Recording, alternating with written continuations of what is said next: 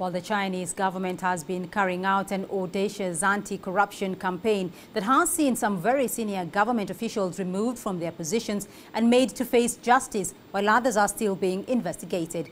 Most African countries also face serious corruption challenges, and there are suggestions they should be borrowing a leaf from China in waging a war against corruption.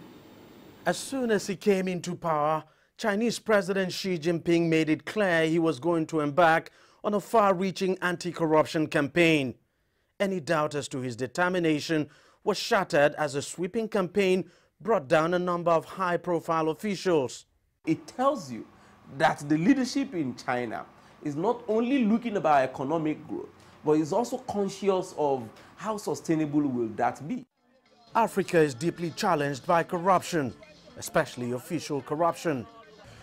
The continent ranked the lowest region on the 2014 Corruption Index of Transparency International.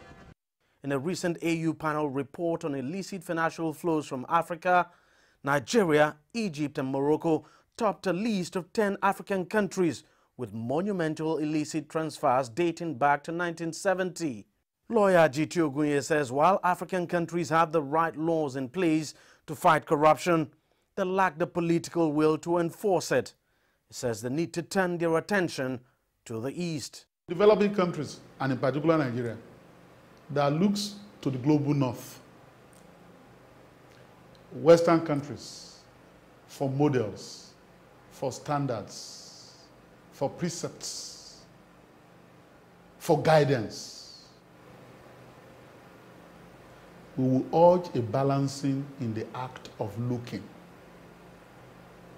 Don't look to the global north and Western world alone for paradigms. Look to China. Look to Singapore. Look at how they enforce the anti-corruption laws. It is working for them. GT says it doesn't find anything wrong with the fair manner in which Chinese authorities are dealing with cases of corruption.